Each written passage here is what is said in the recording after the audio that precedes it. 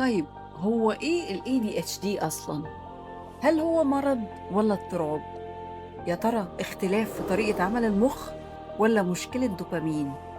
والّا هو مجرد تشتُّت انتباه يعني زي ما ناس كتير فاكرة؟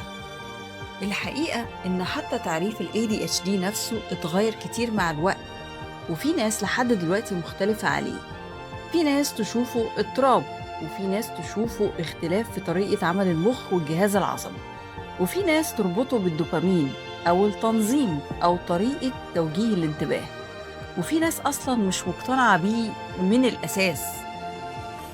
لكن الشيء اللي أغلب المختصين بقوا متفقين عليه دلوقتي إن ال ADHD مش مجرد كسل ولا ضعف إرادة، وإنه أكبر بكتير من مجرد قلة تركيز. طيب، إيه اللي بيحصل فعلا جوه المخ؟ النظرية الأولى، الدوبامين.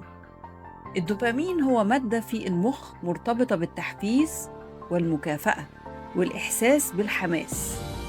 وفي ال ADHD الموضوع مش مجرد نقص دوبامين، ده تبسيط زيادة عن اللزوم. الفكرة إن إشارات الدوبامين أحياناً مش بتوصل أو تنتظم بالشكل الطبيعي، زي كأن في تشويش في الإرسال. وده ممكن يفسر ليه شخص عنده ADHD ممكن يقعد 6 ساعات مركز في لعبة بيحبها، لكن يلاقي صعوبة في إنه يكمل شغل بسيط ل5 دقايق. وعشان كده ال ADHD محتاج مستوى معين من التحفيز علشان يشتغل. النظرية التانية، الوظائف التنفيذية. الوظائف التنفيذية دي هي مجموعة أدوات في مخك بتساعدك تخطط، تنظم، تبدأ حاجة وتكمل اللي بدأته، وتعرف توجه انتباهك للحاجة اللي محتاجة تركيز. وفي ال ADHD الأدوات دي مش دايماً بتشتغل بكفاءة، وده مش معناه إن الإنسان كسلان، لكن معناه إن البداية والتنظيم والاستمرار وأحياناً حتى تغيير الاتجاه أو التوقف ممكن ياخدوا مجهود ذهني أكبر ووقت أكتر من الناس التانية. وعشان كده ال ADHD مش مجرد نقص انتباه، على قد ما هو صعوبة في توجيه الانتباه والتحكم فيه. النظرية الثالثة، تأخر نضج المخ. بعض الدراسات لقت إن الأجزاء اللي في المخ اللي مسؤولة عن التخطيط والتنظيم واتخاذ القرار ممكن تتطور بشكل أبطأ عند الناس اللي عندها ADHD، مش أقل، أبطأ. وده معناه إن المخ ممكن يوصل لنفس المكان بس بياخد وقت أطول. النظرية الرابعة، الوراثة.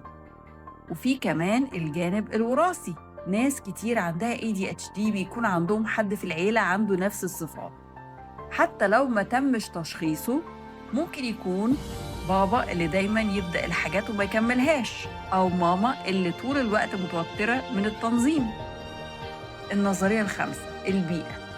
وفي عوامل بيئية كمان، زي الضغط النفسي أو سوء التغذية أو حاجات حصلت أثناء الحمل، ممكن تأثر على طريقة تطور مخ الجنين وعلى طريقة اشتغال الجينات. وعلشان كده ال ADHD مش وراثة بس ومش بيئة بس، غالباً هو تفاعل بين الاتنين.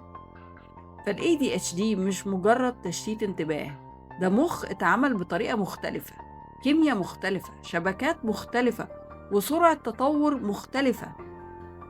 الوعي والفهم ممكن يفرقوا جدا بين شخص عايش طول حياته حاسس إن في حاجة غلط، وشخص فاهم نفسه بيعرف يتعامل مع حياته بشكل أحسن. ده بالظبط اللي احنا بنحاول نعمله في القناة دي.